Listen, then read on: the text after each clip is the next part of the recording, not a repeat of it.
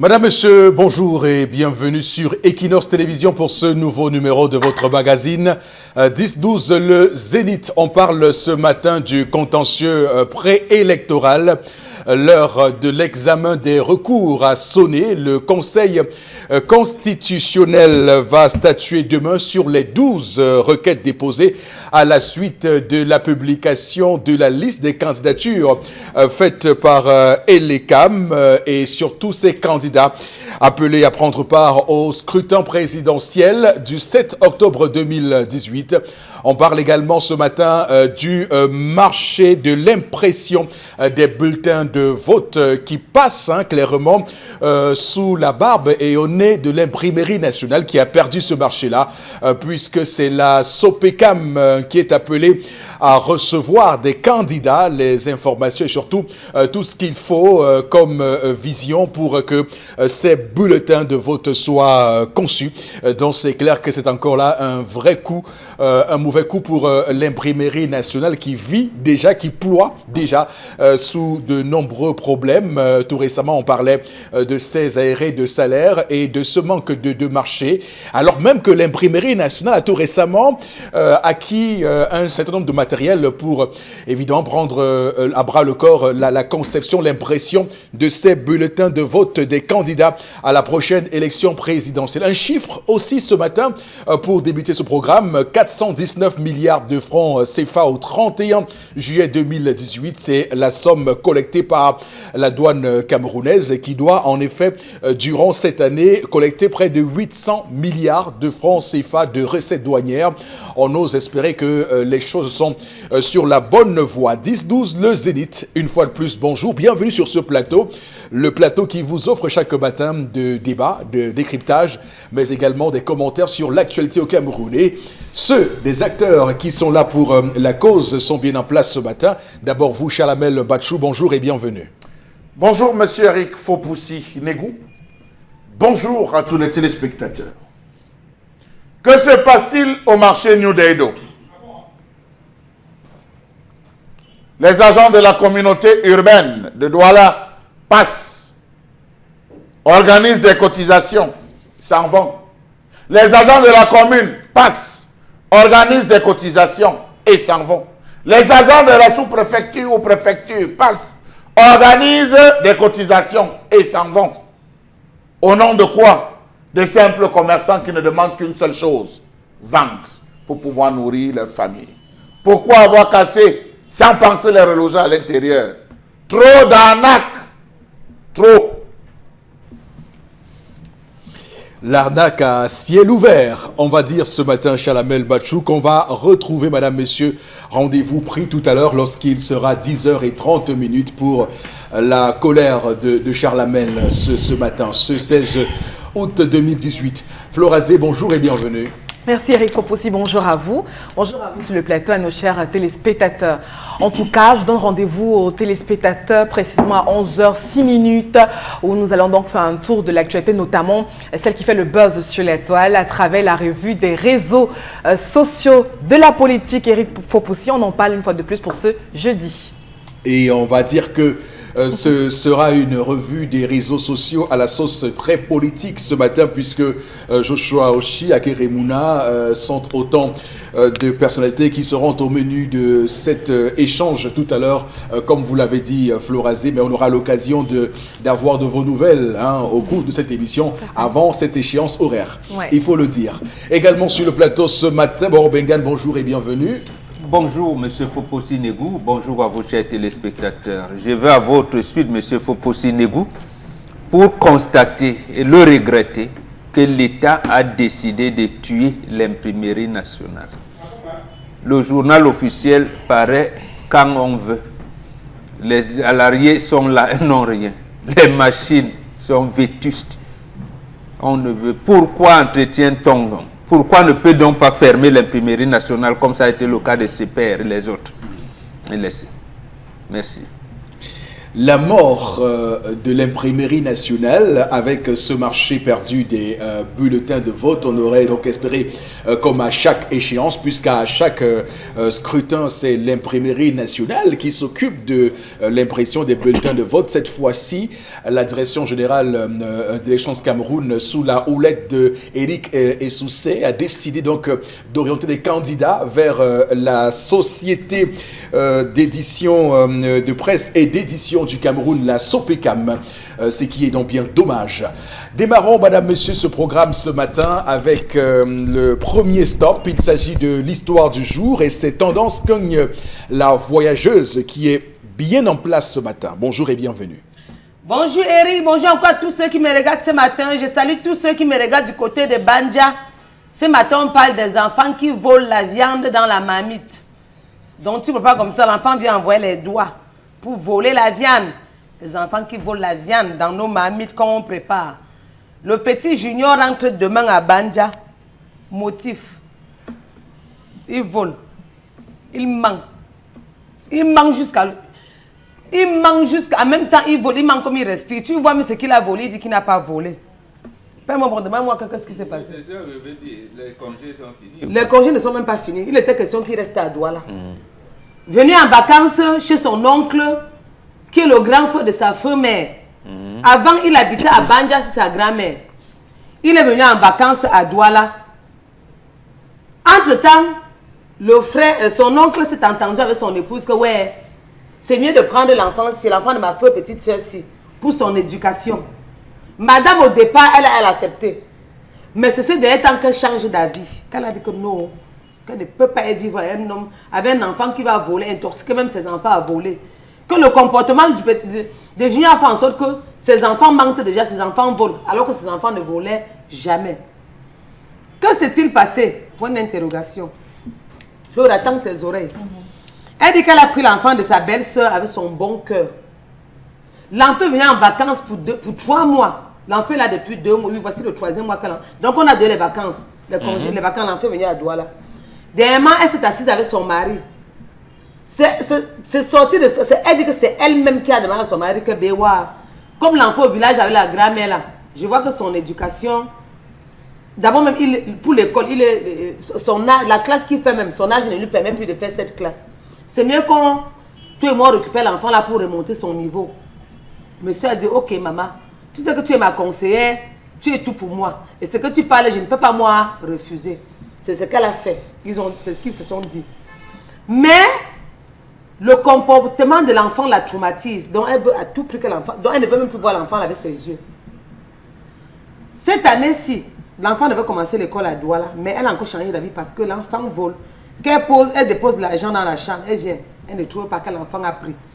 Elle prépare la nourriture, elle dépose. Elle vient que l'enfant envoie les doigts dans l'assiette. Parfois dans la marmite. Hier alors, elle a préparé le poulet. La sauce tomate, elle a fait la sauce tomate. Elle dit qu'elle a servi pour tout le monde, mais l'enfant a envoyé les doigts dans le coumou du père. Il a retiré la cuisse. Comment elle a su qu'elle est en train de servir le soir? Le père dit que je demande que maman, il y a eu un étranger qui est arrivé ici. Depuis quand tu me sers sans cuisse, voilà le Jésus, voilà les parties que j'aime. Mais comment il n'y a pas la cuisse? La mère dit que j'ai mis toutes les parties. Souvent elle vient encore, elle regarde, elle se rend compte que Junior avait déjà piqué le morceau de poulet. Elle récupère la nourriture, elle part à la cuisine pour chercher encore s'il y avait encore les autres parties pour donner au père. Elle arrive à la cuisine, elle se rend compte que même la sauce de la cuisine avait commencé à mousser. Tu sais que quand on tripote une sauce, ça mousse. C'est où elle a convoqué tous les enfants que papa, venez vous-même. Elle a appelé Urich, Sandra. Donc elle a convoqué tous ses enfants, mettre au sol. Dites-moi la personne qui a touché la viande dans la marmite ici. Personne n'a rien dit. Elle a tapé, elle a commencé à taper. Sur Junior a dit que maman c'est moi. Elle a dit à son mari que bébé pardon, il faut que l'enfant la rentre au village parce que son comportement m'énerve. Même comme je voulais le prendre, je ne le prends plus. Maintenant l'homme dit que non. Qu'un enfant vole comme ça, c'est mieux qu'on le ramène. Le renvoi au village, ça ne va pas nous aider. N'arrange pas, après tu gâtes. Elle dit que mieux elle gâte. Donc elle est là, elle a besoin de conseils. Si elle doit laisser l'enfant au nom de l'amour chez elle, soit elle doit renvoyer l'enfant à Banja chez sa grand-mère. Et c'est un enfant qui n'a pas de mère, donc c'est un enfant qui est orphelin. Regardez dans quelle situation ces enfants nous laissent. D'accord. Elle aime son époux. Et elle va renvoyer l'enfant au village. Donc, elle ne sait pas bref, elle ne sait pas si elle doit renvoyer l'enfant au village ou pas. Et elle dit qu'en laissant l'enfant ici, l'enfant va former ses enfants à voler et à mentir. Elle n'a pas besoin de ça. Qu'elle veut que l'éducation de ses enfants soit au clair. Soit comme ça, soit comme ça là. D'accord. Bon, je pose la question. Non, tu as déjà dit. J'ai tout dit. Tu as déjà tout dit. Il a pris note. Très bien. Mon guide. Je sais que tu es mon guide depuis un moment. Tendance Cogne, la voyageuse, Toujours. à la signature. Alors, madame, monsieur, je vais démarrer cet échange, ce décryptage-là de manière précise pour qu'on se dise des vérités, pour qu'on se dise des choses les yeux dans les yeux, parce qu'il s'agit de l'avenir de ce pays. Je vais commencer par citer la CONAC, la Commission nationale anticorruption. Je citerai la NIF, l'Agence nationale d'investigation financière. Je vais citer le TCS, le tribunal criminel spécial.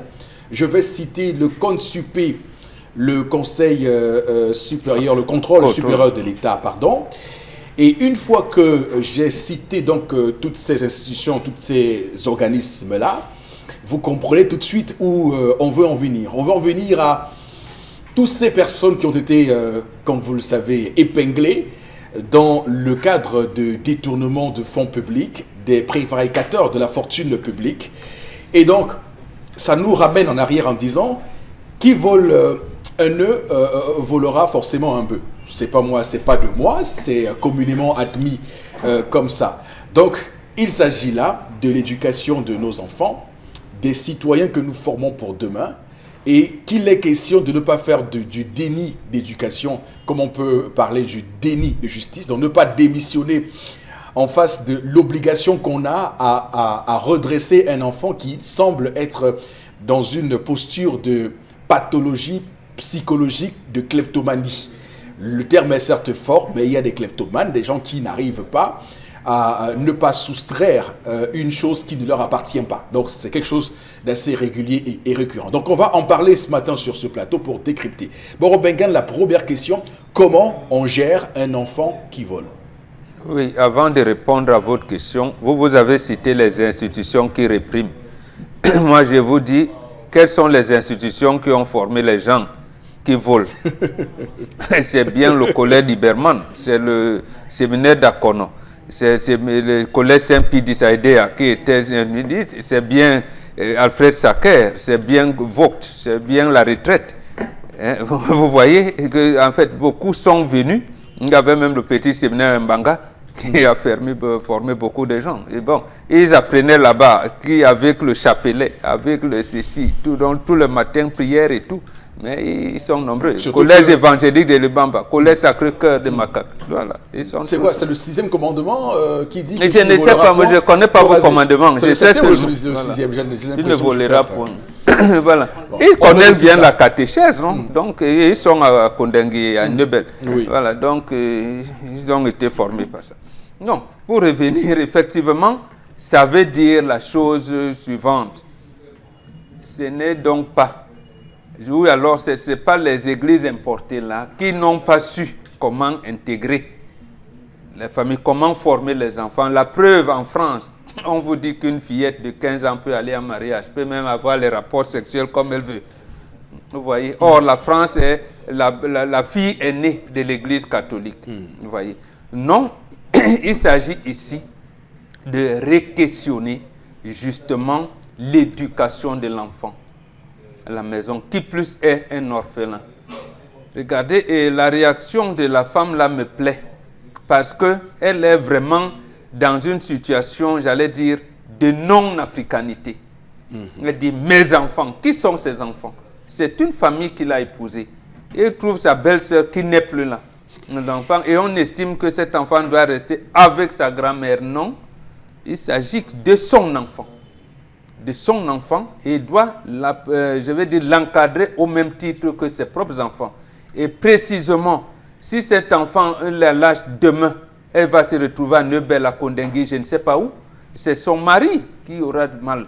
Aller lui trouver des avocats, aller faire ci, aller faire ça. Et s'il devient un gangster, on va dire, oui, on a attrapé des gens à Manjo qui voulaient escroquer. On a eu un coup de vol à tel.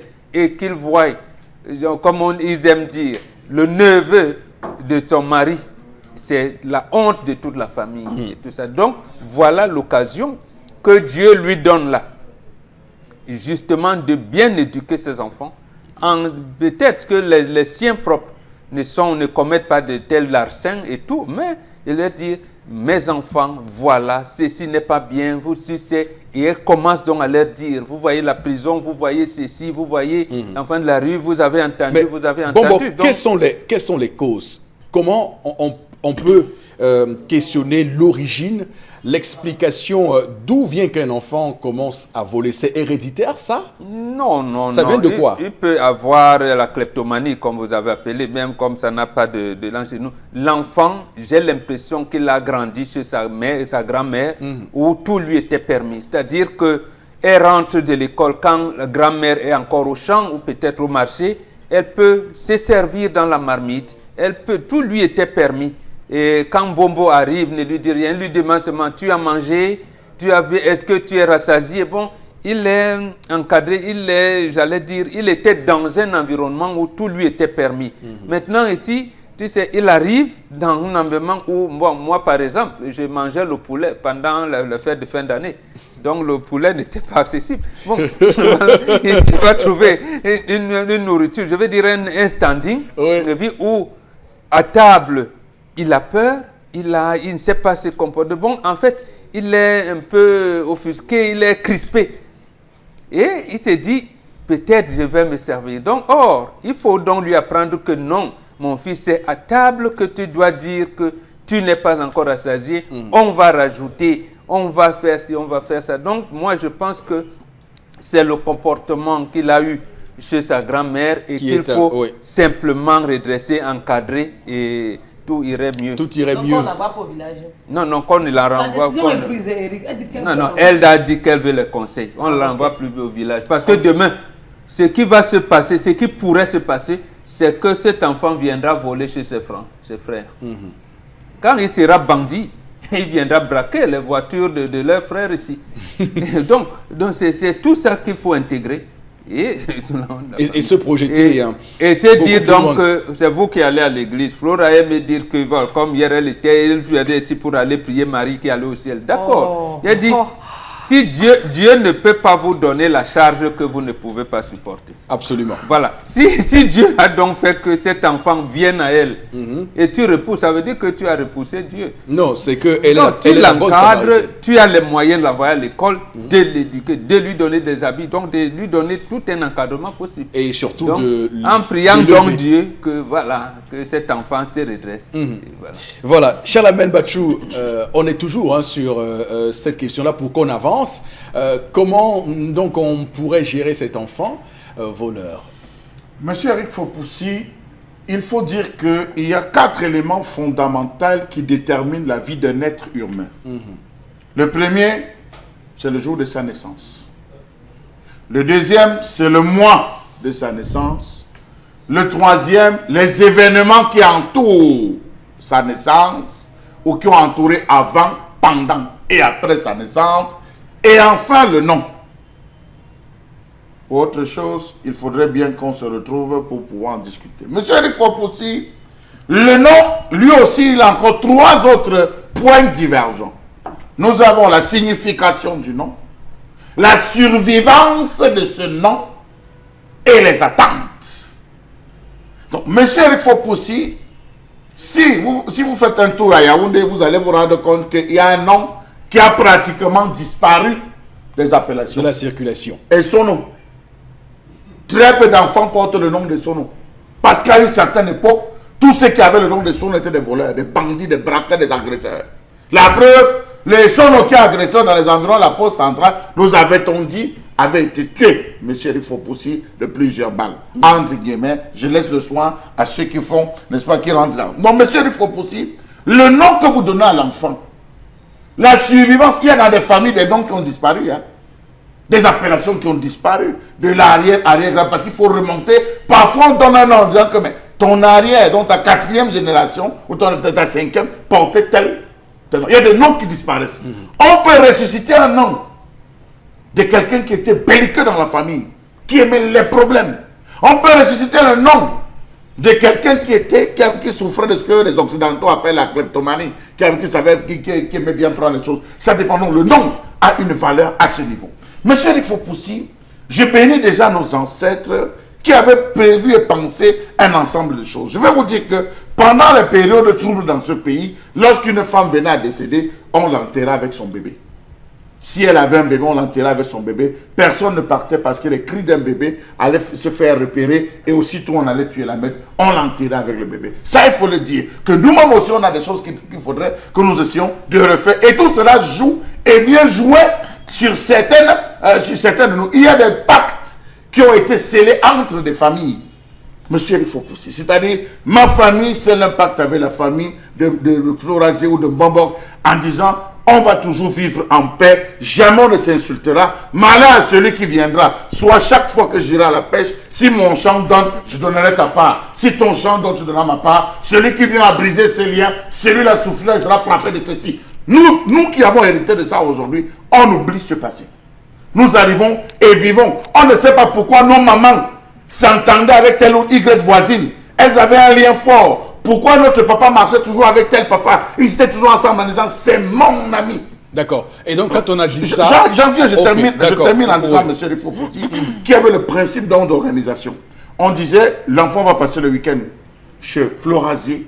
Chez Florazé, l'enfant va passer les congés annuels ou trimestriels chez Mbambok. Le regroupement annuel sera chez telle personne. Ça donnait la possibilité de suivre pas à pas l'enfant. De savoir que l'enfant qui passe le week-end ici a tel type de comportement. Lorsqu'il va aller chez les grands, pendant les congés chez Mbambok, on dit à Mbambok, attention, chez moi, voici telle ou telle attitude. Lorsqu'on se retrouve à la réunion familiale, c'est la période des réunions familiales dans les villages, on va dire, tel enfant a tel comportement, tel, nous attendons tel changement parce que ton père s'est plaint. Et on préparait ainsi le départ. Parce que mon enfant qui passe tout le temps chez Florazé, le jour que je ne suis plus vivant, se sentira à l'aise. Donc il y a cette coupure, cette rupture, le fait pour cet enfant d'être orphelin, ça peut l'avoir traumatisé, l'avoir prédisposé à adopter un certain type de comportement où, comme ma mère n'est plus là, je ne peux plus rien demander à d'autres personnes, seule ma mère, ça veut me comprendre, et l'enfant développe, il faudrait donc entourer cet enfant de tout amour. Voilà. Alors, ok, c'est compris. Alors, Florazé, donc, est-ce qu'il y a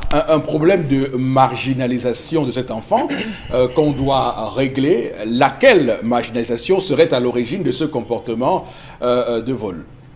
Oui, Eric Fopoussi, vous savez, la question de la veuve et de l'orphelin dans leur intégration dans la vie de tous les jours reste centrale.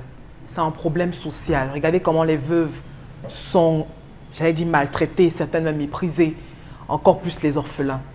Il faut beaucoup d'amour justement pour les intégrer dans, comme ce que Chalamel a évoqué, peut-être d'abord pour ceux qui ont réussi à vivre dans un cocon familial qui était le leur, c'est papa, maman, et puis maintenant on perd ses parents très tôt. Il faut, psychologiquement on est perdu, parce qu'on maîtrisait les attitudes de papa, on maîtrisait les attitudes de maman, ils ne sont plus là. Qui va donc m'encadrer maintenant comme mon père et ma mère le faisaient? Et cet enfant, je ne sais pas quel âge il a, mais c'est un enfant traumatisé. Parce qu'à la fois, après avoir perdu ses parents, il est orphelin, il se retrouve chez mamie, et puis peut-être mamie qui n'a pas peut-être assez de force, assez de points justement pour... C'est tout un traumatisme. Maintenant, on arrive dans une famille où il y a déjà des enfants. Vous savez, moi également, je n'ai pas jeté totalement le propre à cette dame. C'est-à-dire, il arrive dans une famille où il y a un autre comportement, une autre façon de faire, etc. et autres. Et peut-être la femme qui n'a pas été habituée à ce type d'intégration, peut-être recevoir les enfants chez elle et autres, souvent un peu butés. Et à ce moment-là, il faut également une autre sorte d'initiation pour elle-même, mère et femme. Parce que quand on a été habitué à s'occuper de ses propres enfants, et il faut aussi, sans toutefois intégrer dans la tête que l'enfant du voisin peut également être notre enfant, mais ça devient difficile. Il faut avoir une sorte d'ouverture d'esprit. Et je viens pour dire que les parents aujourd'hui dans cette famille ont perdu ce côté spirituel, l'amour pour Dieu. Il faut déjà qu'on commence à s'inculquer soi-même ces valeurs.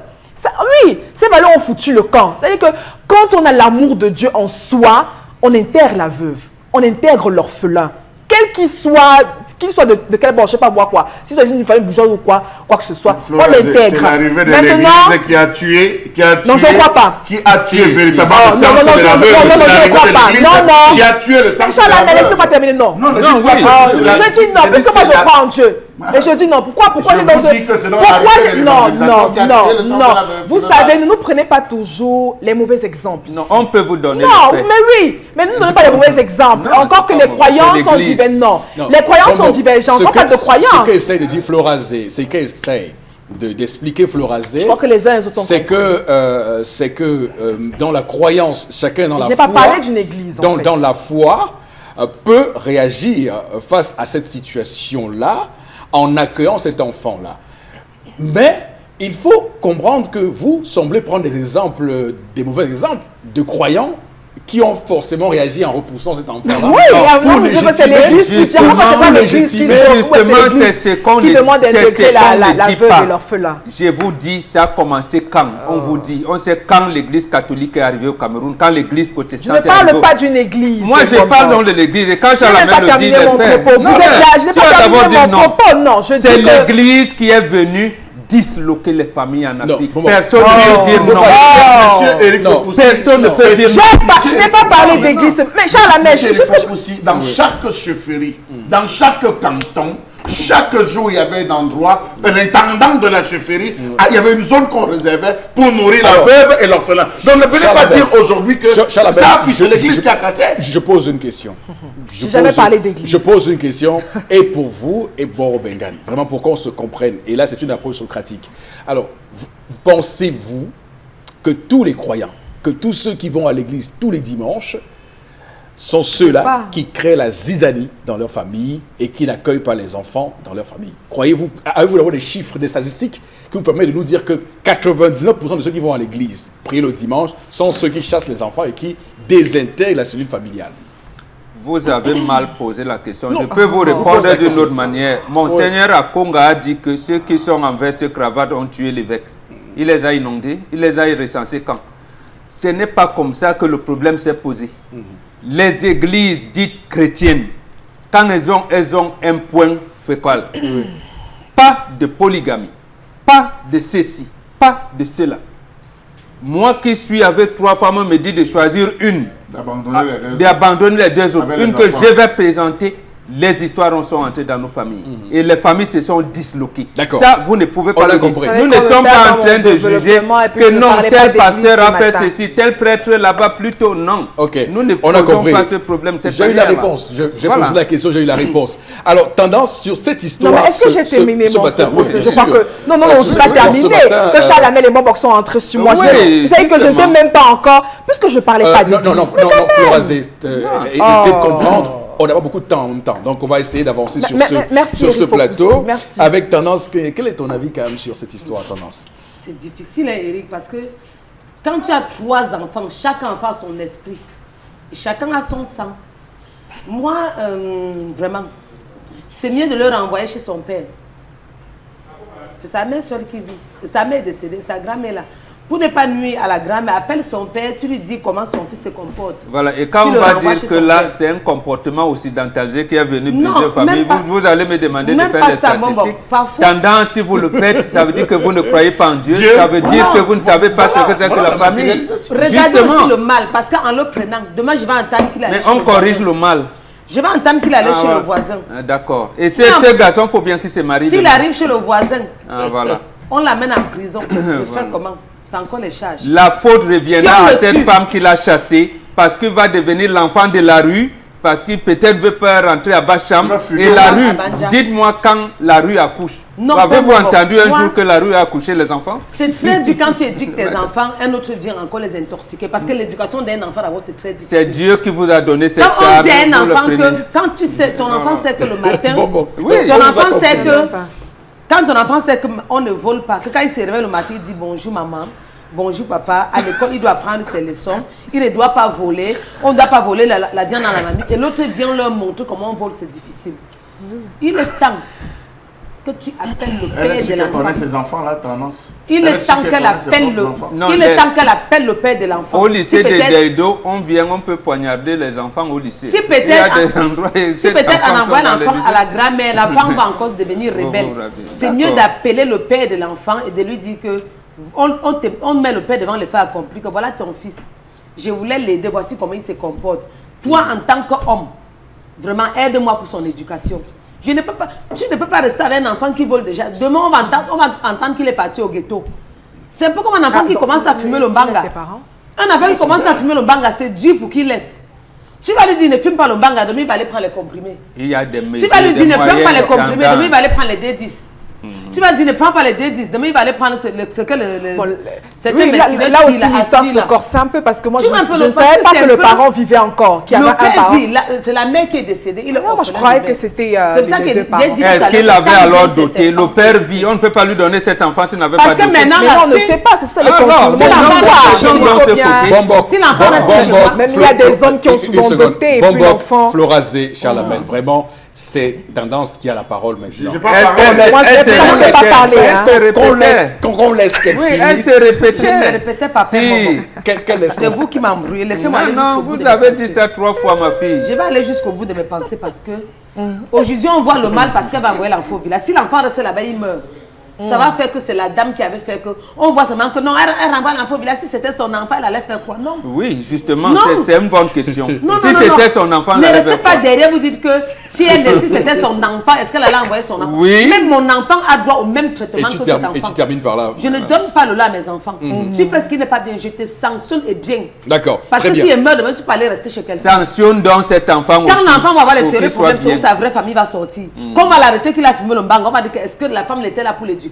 Mieux c'est de battre le fer quand c'est chaud. Tu retournes chez ton père ou tu pars chez grand-mère. J'éduque mes enfants comme il se doit. D'accord. Demain tu vas aller fumer la drogue Vraiment, et commencer à porter l'arme. voilà. Très bien, c'est bon. On va dire Tendance, bébé. non, c'est bon, Ça. c'est bon, tendance. C'est vous qui me poussez à Non, non, Non, non, tu l'as justement, dit. parce que vous ne Alors, commence à arrêter là. je sais pas Alors comment. Charles Abel et Mbombok, je pense qu'on a, Je peux on aller a chercher quelqu'un, clairement, on a c'est clairement vivant en prison. entendu vos J'ai- points de j'ai trop vue à faire. et vos indications, vos instructions sur cette histoire. On va tout de suite aller prendre ce que pensent nos téléspectateurs ce matin. Florazé. Dommage que je n'ai pas parlé ce matin. Moi, Première je n'ai pas réaction. Quel avenir pour l'enfant camerounais avant Ah, d'accord. Mhm. On va donc prendre une autre réaction de ce matin. Le nom que vous donnez à un enfant a une influence sur lui. Il est nécessaire de bien connaître la signification des noms avant de les utiliser. Certains parents refusent d'ailleurs que leur petit-fils porte leur nom pour ces raisons-là. C'est Georges Mbachou qui réagit. Merci, Georges Mbachou. Il ne faut pas renvoyer cet enfant au village. Hein.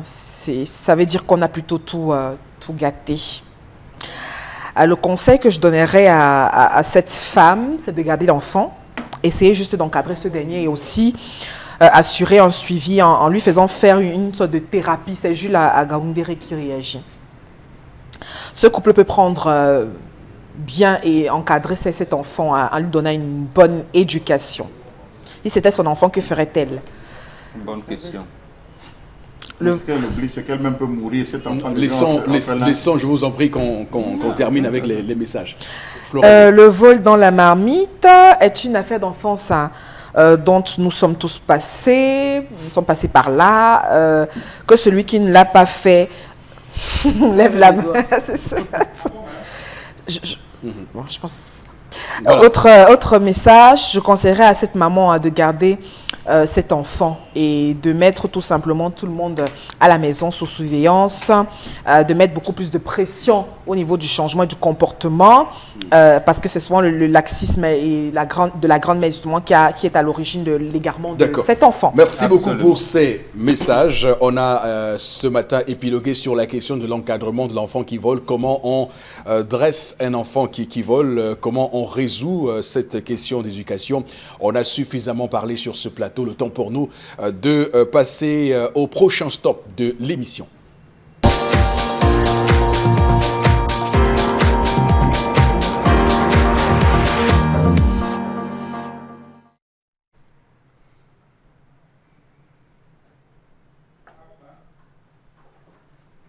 Je m'interroge ce jour sur la question de la gestion des hôpitaux dans ce pays.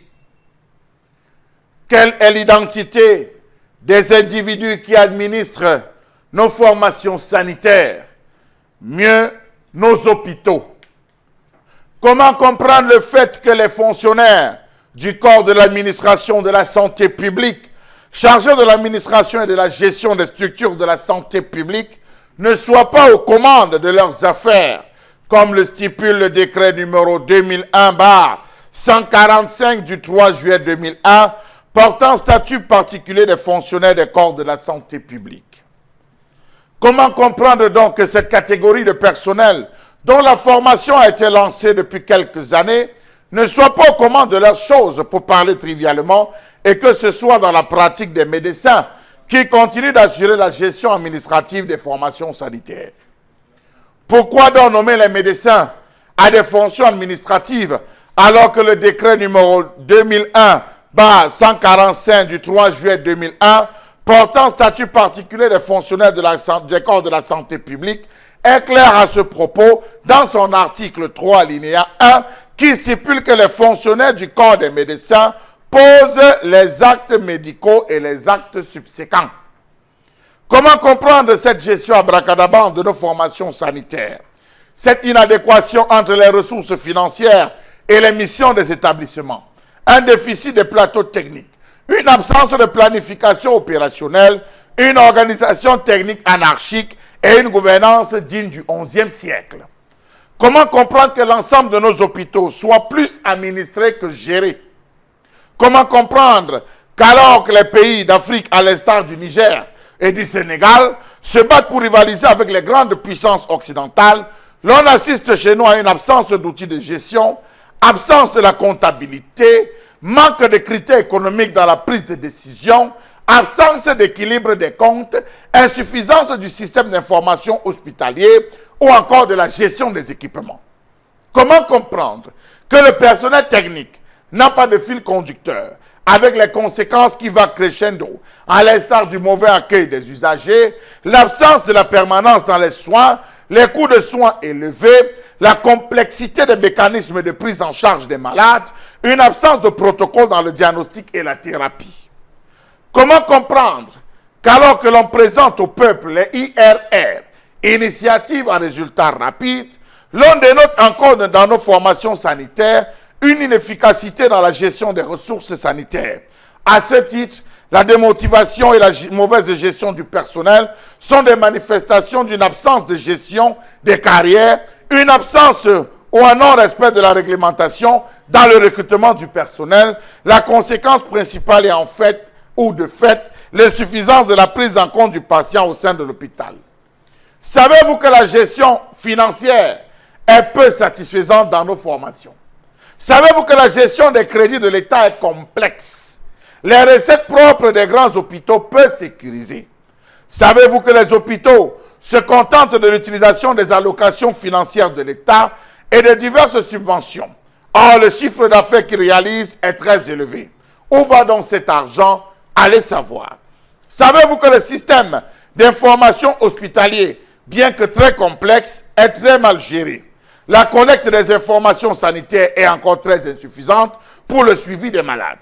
Savez-vous que la gestion du patrimoine hospitalier est trop insatisfaisante?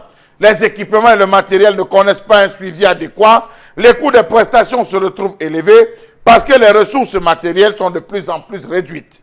Savez-vous que l'hôpital public fonctionne comme une administration dans le respect des principes de réglementation et de hiérarchisation sans culture du résultat? La logique dominante étant celle de l'État distributeur des crédits qu'il juge nécessaire pour l'apport des soins aux populations. Conséquence, on a des médecins qui, au lieu de poser des actes, se retrouvent à être des administrateurs sans avoir reçu une quelconque formation. Résultat, au final, voilà dans quel état se trouvent nos hôpitaux, dans un état de décrépitude très avancé, avec des malades qui se cherchent et des gardes malades qui sortent plus malades qu'ils ne sont entrés à l'hôpital. Merci beaucoup, Chalamel Mbachou. Au cœur de la triste affaire Kouma-Tekel, souvenez-vous, à l'hôpital La Quintini de Douala, on avait beaucoup épilogué, beaucoup échangé, beaucoup parlé de la santé au Cameroun. Et à l'époque, il y avait une dame, une Camerounaise qui vit en France, Véronique Leman, qui est une administratrice des hôpitaux, qui avait émis quelques réformes à faire pour le Cameroun et avait dit clairement que le Cameroun souffrait d'une question de management au niveau de ses centres hospitaliers.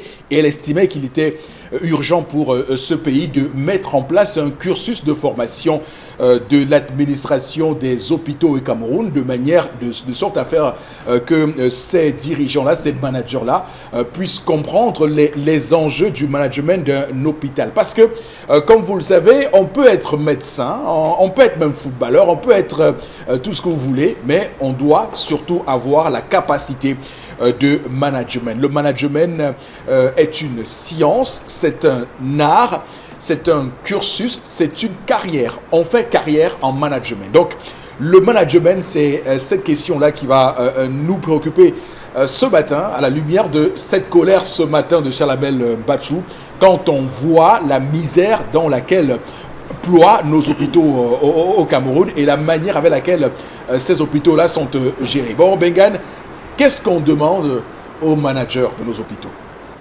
Non. Et deux choses, si l'administration des soins n'est pas appropriée, que vous ayez une agrégation en management des hôpitaux, vous allez foutre, vous allez faire tout faux. C'est l'administration des soins, c'est tout. Il faut administrer les soins. Et pour les hôpitaux publics, il y a un côté recherche qu'on va élaborer. Maintenant, parce que ça engage le traitement des ordures hospitalières, ça a un traitement à part. Et maintenant, je vais dire la rémunération du personnel médical également, c'est un cas, je dirais, particulier.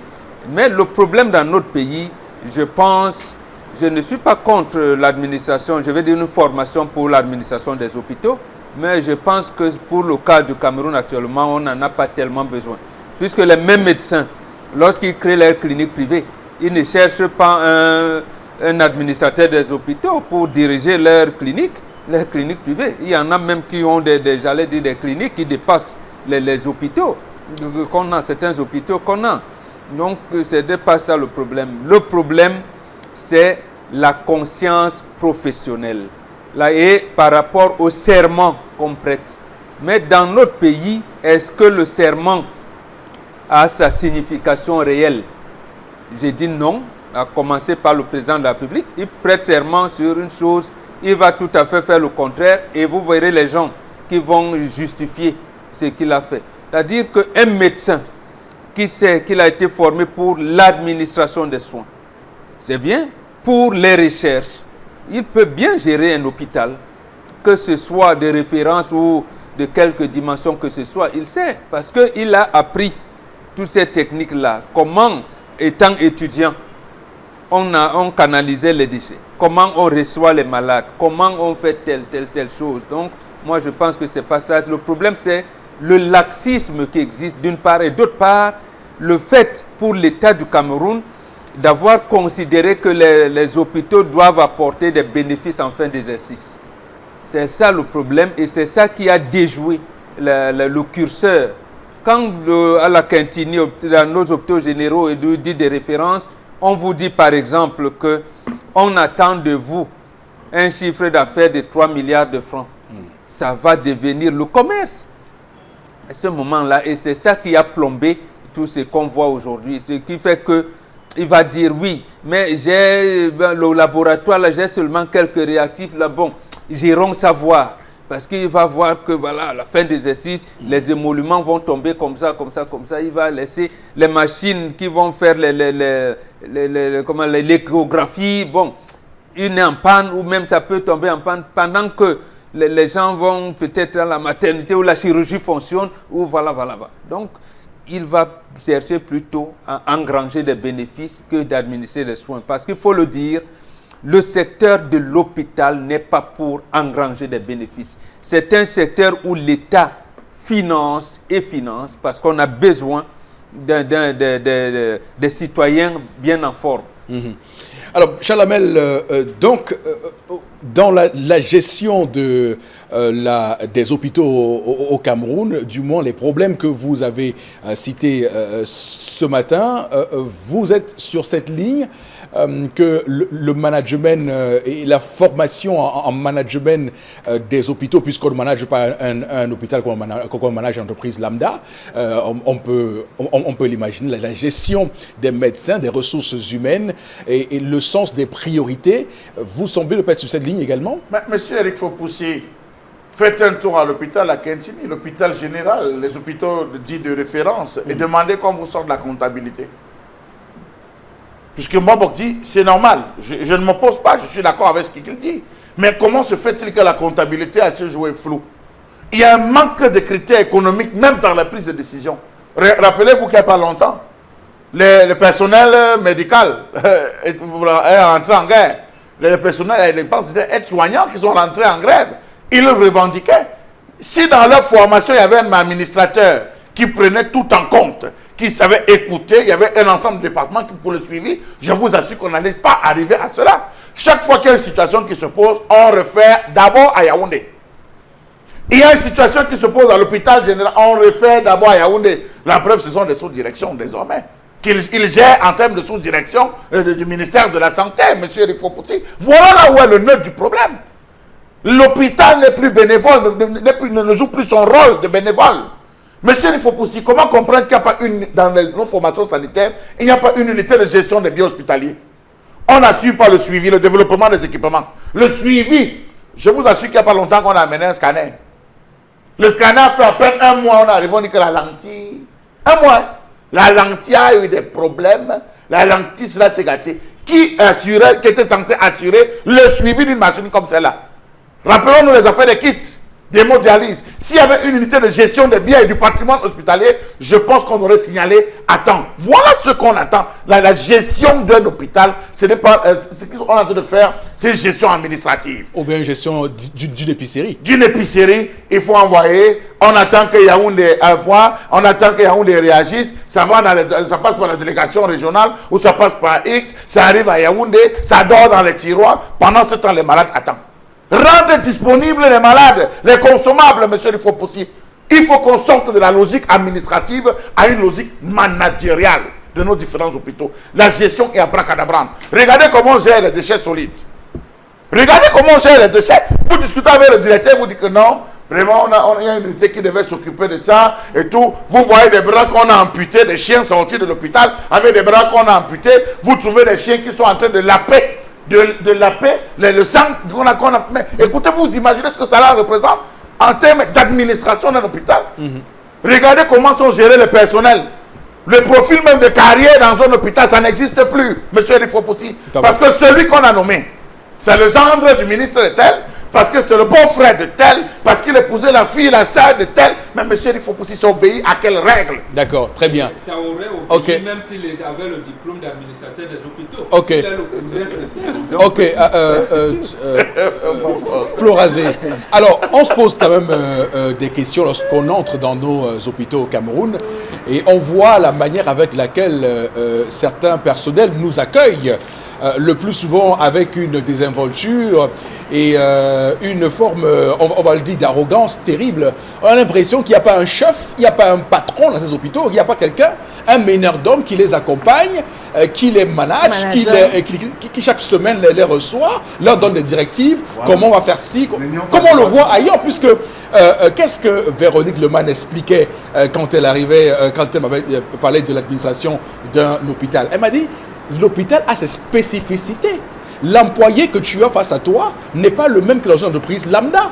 Il y a une manière de lui dire comment il doit se comporter avec l'entreprise, avec l'hôpital, avec l'institution hospitalière. Et donc, elle semblait dire, mais comment les infirmiers ont pu faire ce qu'ils ont fait à Monique Kouma-Tekel, alors qu'il y a un management à l'hôpital, la Kentini de Douala. Donc, est-ce que ces questions-là, évidemment, ne vont pas, au final, un jour, être prises en compte dans un pays comme le Cameroun, puisqu'on voit qu'ailleurs, dans d'autres pays, ça fonctionne? Oui, Eric Fopoussi, parce que, comme Mbambok l'a si bien dit, et vous-même vous l'avez dit, c'est-à-dire que l'attitude managériale d'un hôpital n'est pas la même qu'une entreprise ou alors comme Equinox Télévision et autres. Parce qu'on y va L'hôpital est conçu pour administrer des soins. Donc on parle d'humanisme. Donc ça veut dire que quand vous avez un blessé devant vous, avant même de savoir de quel sein il sort ou de quel quartier il arrive et tout, vous lui administrez d'abord le soin. Donc sur le plan mental psychologique, c'est-à-dire que le personnel administré, c'est-à-dire que l'hôpital est là pour administrer les soins, administrer mais le personnel médical, beaucoup plus sur le plan psychologique et même sur le plan matériel notamment, c'est-à-dire on va vous dire que le personnel médical est un peu lésé et du coup ça joue, c'est une influence négative sur le traitement qu'ils peuvent donner aux patients aux uns aux autres. Ça c'est un point très noir. Et même l'administration d'un hôpital doit beaucoup jouer, je veux dire, s'appréhender sur le volet social. Il n'y a pas plus tard 2 semaines, on vivait un cas très négatif à l'hôpital central de Yaoundé où des femmes étaient à même le sol et autres. Comment justement l'attitude managériale est prise en compte ou elle est orchestrée à l'hôpital central de Yaoundé? C'est autant de cas. Donc il faut un peu... Tout à fait. Donc il faut un centre, un volet social. En fait, c'est ça, oui, c'est ça en fait. La priorité justement de l'hôpital, c'est le social. Et non, venez nous faire des fiches comme quoi à la fin de la semaine, il faut faire 100 000, 1 million, 2 millions et tout. Mais non, mais sauf que c'est la réalité. Hein? Avant, on a croulé sous l'effet du code, etc. et tout. Quelqu'un est malade, mais avant d'aller se faire soigner, il faut déjà appeler la tante pour amasser une certaine somme d'argent et aller se faire soigner. Vous voyez, et en cours de chemin, vous clamsez. Mais c'est justement dans ce type de logique que le Camerounais est. Parce que justement la politique de santé au Cameroun est très mal. Alors moi je me pose la question, est-ce que dans les hôpitaux ils ont prévu des boîtes à suggestions pour savoir ce que pensent les patients et est-ce qu'ils prennent en compte les suggestions des patients? Parce que ce n'est pas seulement de dire que voilà, dites ça. Mais il y a des boîtes, moi j'en ai suggéré au moins 1 million de fois à la cantine. Donc c'est toutes ces questions-là que manager, parce qu'il y a cet ouvrage du professeur Viviane Buwale qui dit que au Cameroun, les personnes qui sont chargées de gérer les entreprises ou bien les institutions qui leur sont confiées n'ont pas suffisamment d'intérêt à ce que pense la clientèle, du moins ceux pour qui ils sont là. Et c'est bien dommage parce que c'est les patients qui doivent vous remonter l'information de ce que votre institution est efficace, est performante. En tenant sur la question de ces hôpitaux, de ces directeurs d'hôpitaux au Cameroun, comment tu penses cette question de la gestion des hôpitaux? Moi, je dis souvent qu'ici au Cameroun, là, pour être docteur, il faut d'abord avoir un cœur sensible. Si tu n'as pas un cœur sensible, refuse d'être docteur, fais autre chose. Un docteur, c'est celui qui doit prendre soin des malades à temps et à l'heure. C'est plutôt dans les cliniques privées que tu vois, quand tu arrives, on te reçoit bien. Mais les hôpitaux privés, c'est du bohaha. Tu arrives même que tu vas accoucher, on commence à t'insulter d'abord pour commencer. Que madame, donc ce n'est que rien que les contractions que vous réveillez tout l'hôpital comme ça. Pardon, circuler là-bas. On n'a pas besoin de ça. Même quand une femme en travail, elle a besoin qu'on la console. Quand tu la consommes, ça fait que même si ça fait mal, elle supporte. Ça fait mal, même tu l'accueilles, ouais, maman, laisse, ça va, elle supporte. Mamie, viens, entre en salle d'accouchement. Ma chérie, fais ceci. Mais quand vous grondez, ça nous bloque psychologiquement.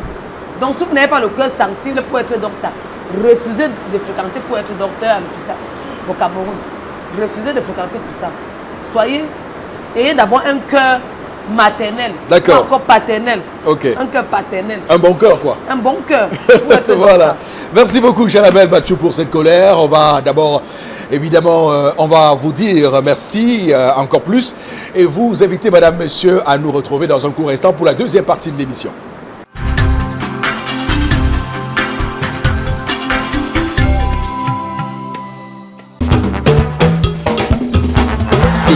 Le Zénith, nous sommes le jeudi 16 août 2018, un plaisir immense, non dissimulé de vous accompagner comme chaque matin entre 10h et 12h sur Equinox Télévision, la télévision qui au-delà de l'image vous rencontre, la télévision qui vous dit la vérité, la télévision de l'information vraie. Et pour cette deuxième partie de l'émission, permettez-nous, madame, monsieur, de prendre quelques réactions que vous nous envoyez via les numéros qui s'affichent régulièrement au bas de votre petit écran à la maison.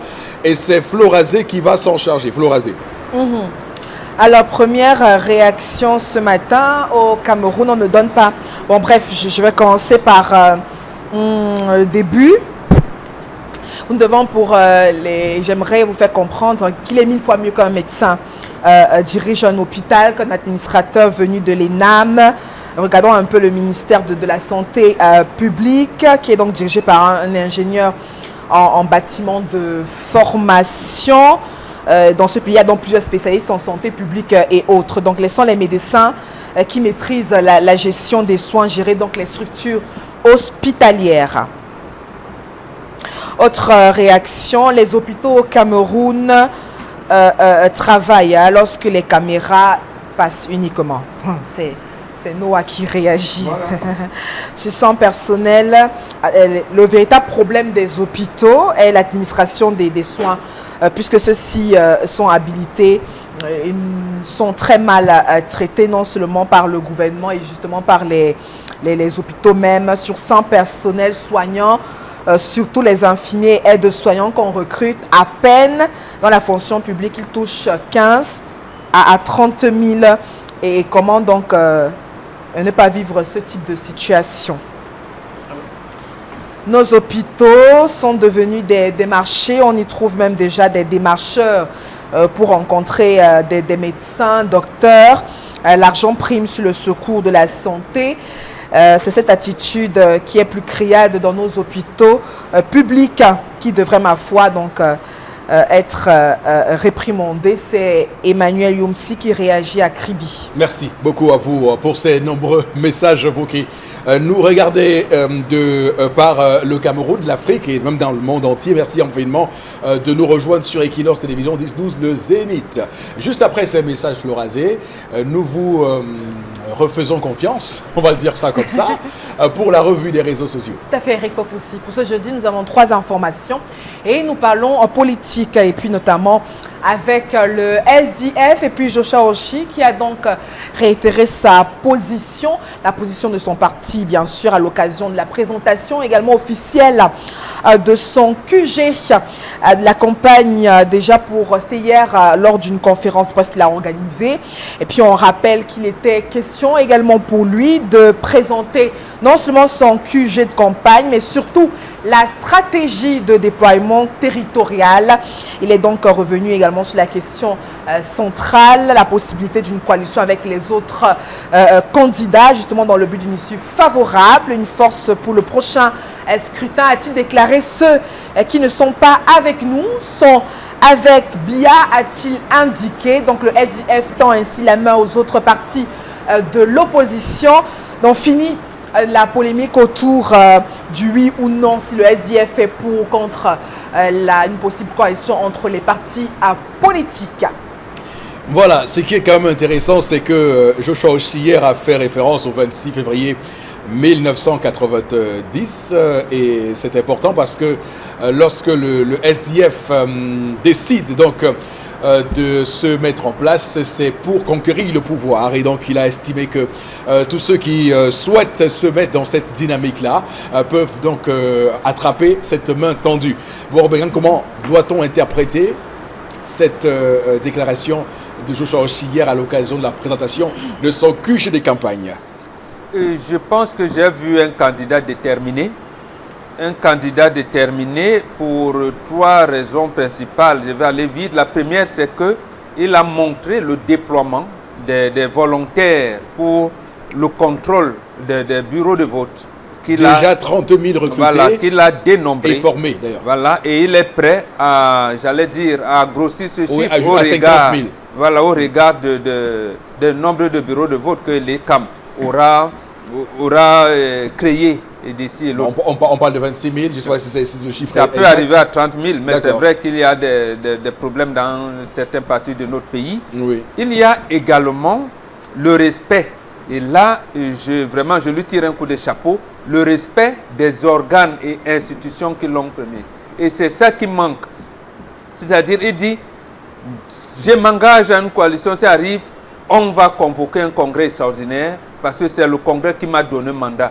Justement, c'est ce respect qu'on demande d'abord à l'administration publique de tenir et également dans nos formations politiques. Regardez ce qu'a fait le ministre Atangandji. Il nomme les responsables dans les partis politiques. Ça, voilà une décision qui décide. Il dit, je ne suis pas le président, c'est un appareil qui m'a poussé. Il m'a dit, va gagner les élections, va faire les coalitions. Maintenant, si les gens coalisent vers lui, c'est-à-dire que les portés, mais s'il dit, s'il faudrait que je désiste, je suis prêt, mais je vais convoquer plus vite un congrès extraordinaire qui validera. Voilà, il faudrait, quand les propositions deviennent sérieuses comme ça, de mon point de vue, ça veut dire qu'en face, on va commencer, on saura sur quoi tabler demain. Alors, cher Amel, quelle est votre lecture de ces déclarations de Joshua Oshi hier à l'occasion de la présentation de son quartier général de campagne QG, comme on dit? Monsieur Eric Fopoussi, je suis fatigué. C'est-à-dire? Je suis fatigué parce que tous parlent de coalition, tous parlent de tout, mais au fond, personne ne veut la coalition. Il dit celui qui n'est pas avec nous sera avec bien. Donc celui qui n'est pas avec nous sera contre nous. Nous qui? C'est quoi? C'est l'ego? Nous, le SDF. Non, monsieur Fopoussi, monsieur, nous sommes à 1 mois. Nous sommes pratiquement 1 mois du déclenchement de la campagne. Le 24 septembre, on déclenche la campagne. Je ne pense plus qu'on devrait être en train de tabler là-dessus sur la question.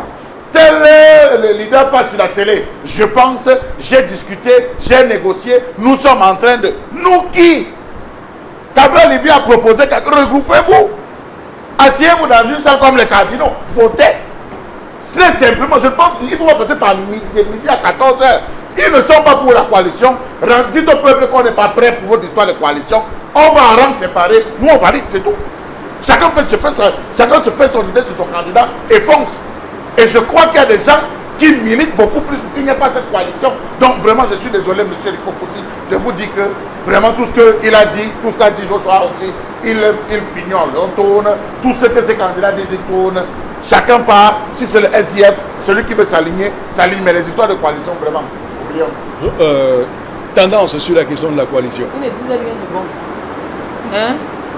Vous ne dites rien de bon et je n'entends même rien de ce que vous parlez. C'est tout. Tu veux que je vais intervenir, je vais dire ce que je connais pas. Je n'entends rien de ce que vous dites et vous ne dites rien de bon. D'accord. J'en ai terminé, Eric. Tu attends encore pour écouter quoi? Je vais écouter quelque chose. Alors, est-ce que... Vous ne faites rien de bon. Je vais encore me répéter. Vous ne faites rien de bon. Je n'entends rien de ce que vous dites. Alors, terminé. Est-ce que Joshua Oshi, Cabral Libi, Akeremouna, Maurice Kamto, Sèche Espoir Matomba, est-ce que ces leaders-là, pour toi, peuvent gagner l'élection si chacun va pour son propre compte à l'élection présidentielle? Oui, moi je dis oui. Bon, je pose la question à toi.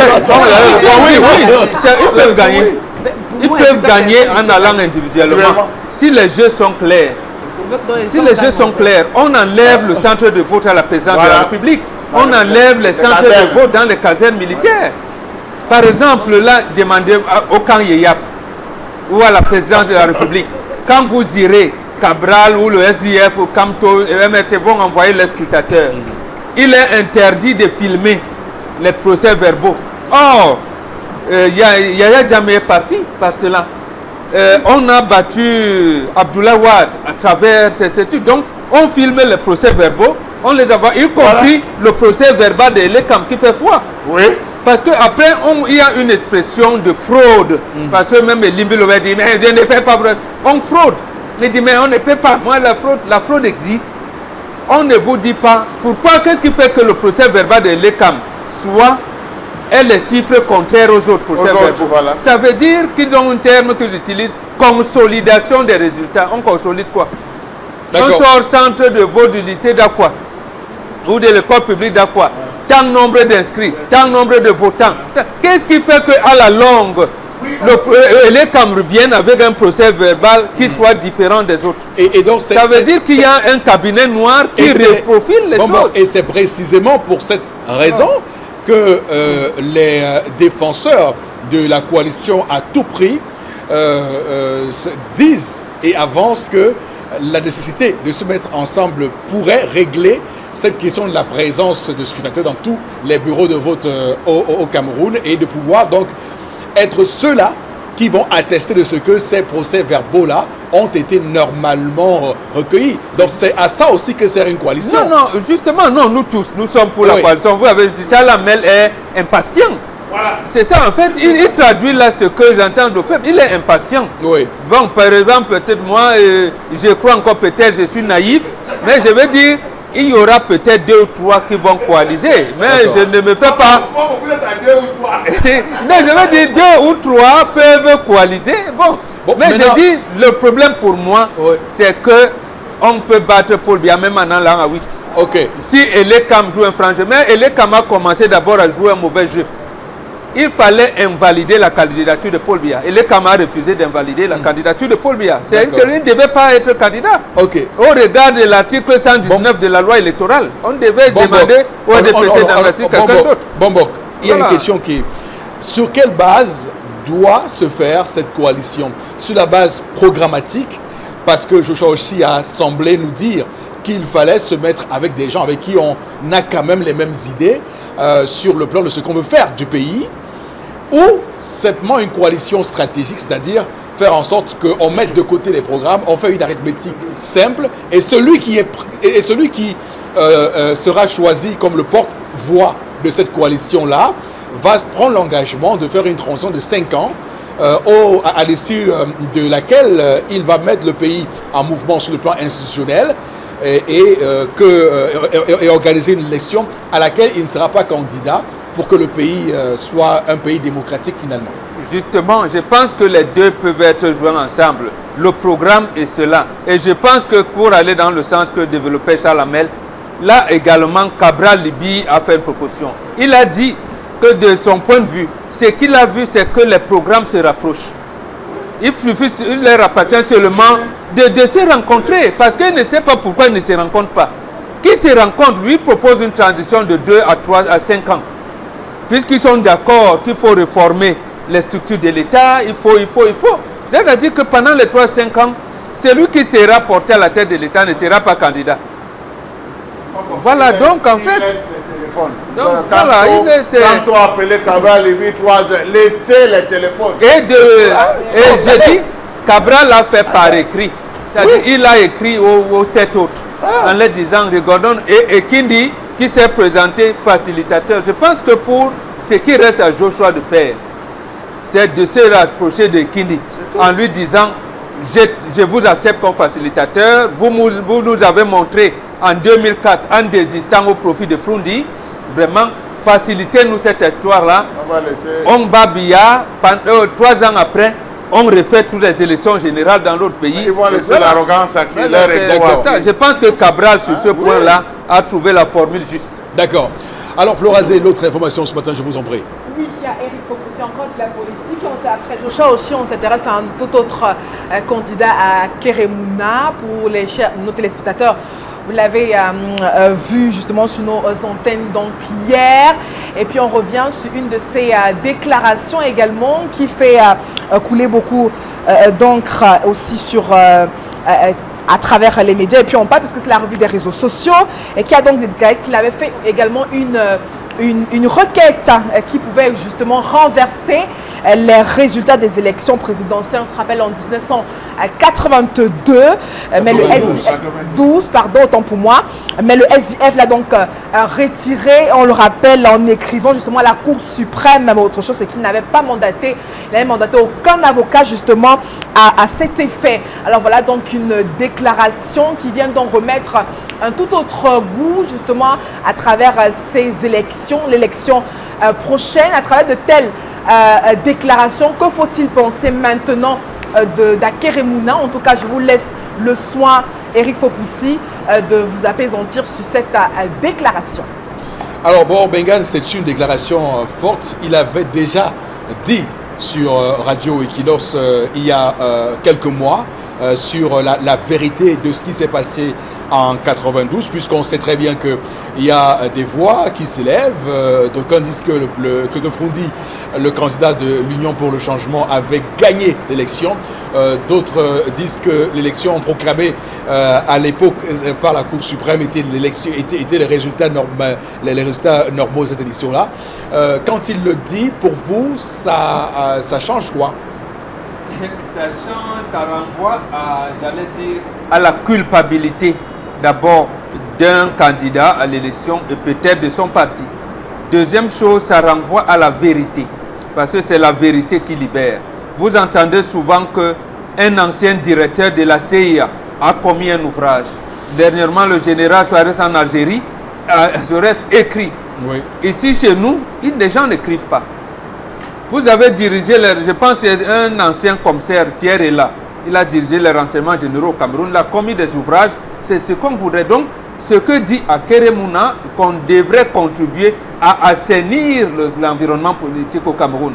De se rendre compte que lorsque Froundi parle de la victoire volée, c'est lui qui n'a pas voulu prendre sa victoire, en quelque sorte.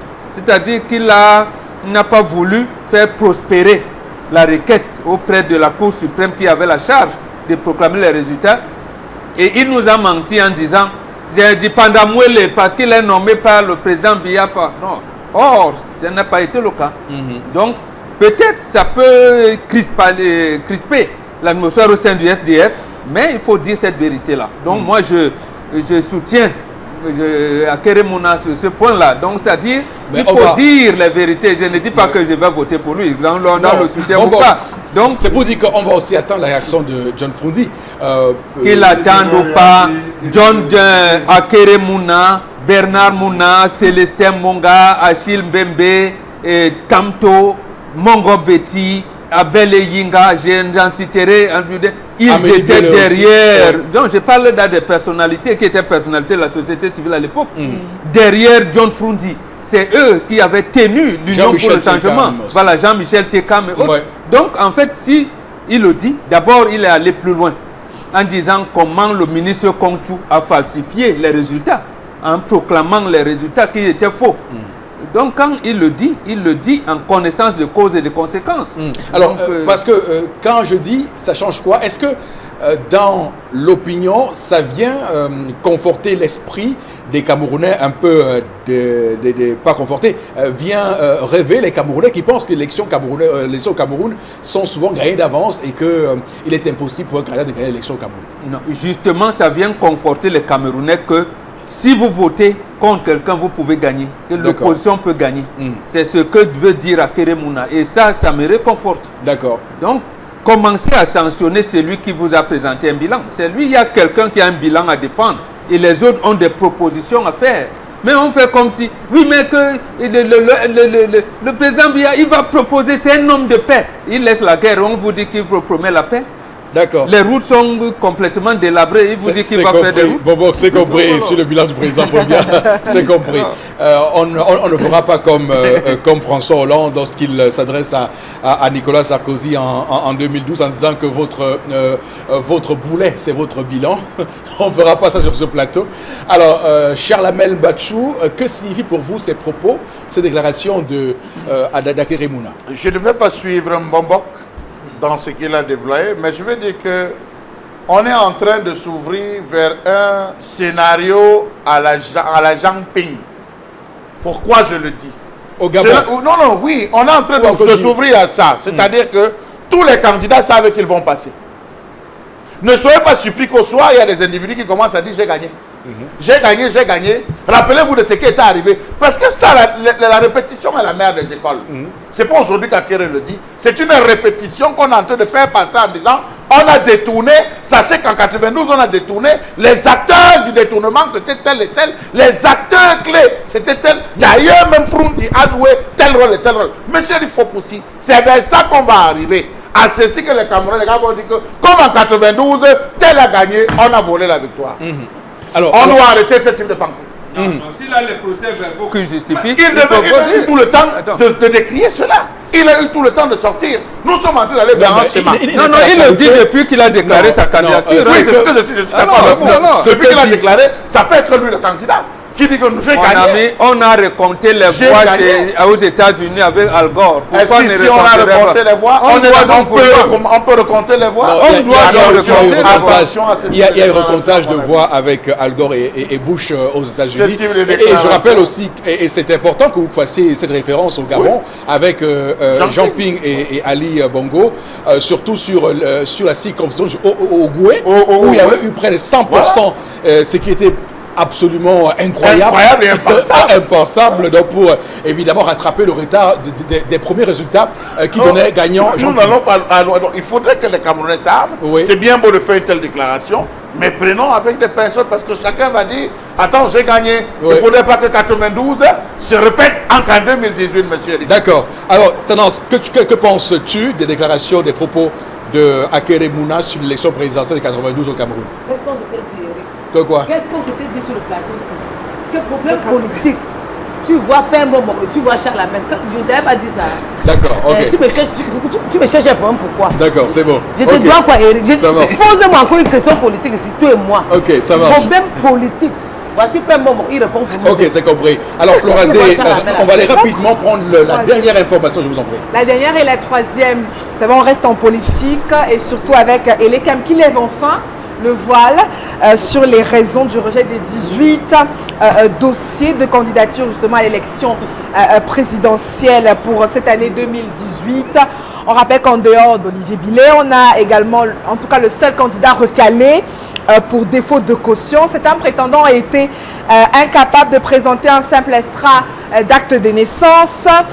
L'élection présidentielle au Cameroun est-elle devenue une sorte d'épicerie? Et puis à la lecture des motifs du rejet, excusez-moi, de certains dossiers de candidature pour le scrutin du 7 octobre prochain, on constate que le relèvement de la caution de 5 millions à 30 millions n'a pas suffi à rendre plus sérieux cette élection. Sur les 28 dossiers, les candidatures enregistrées par Elekam, on a constaté que certains on a embrayé par l'absence de certificat de versement de cautionnement, absence d'extrait d'acte de naissance, absence de liste de 300 signatures, entre autres. Ces 18 candidatures rejetées que certains internautes appellent d'aventuriers qui sont donc venus un peu s'aimer du désordre et essayer de désorienter cette élection présidentielle, Eric Fopoussi. Alors, il faut dire que le Conseil constitutionnel de Clément Atangana aura peut-être la clémence demain de repêcher quelques-uns de ces candidats-là, on ne sait pas. Y a-t-il un suspect, Bengan?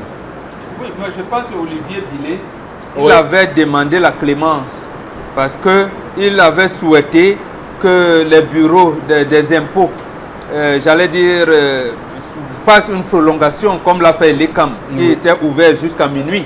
Bon, si ces bureaux étaient ouverts jusqu'à 20h, au Trésor, voilà, au Trésor, il aurait déposé sa candidature. Bon, il a plaidé pour qu'on lui fasse la clémence. Je pense que c'est le seul qui est sérieux, voilà, qui est sérieux. Oui. Et il a dit clairement ce qui lui manquait dans son dossier et c'est ce que l'ECAM a dit, c'est-à-dire non-versement de cautionnement.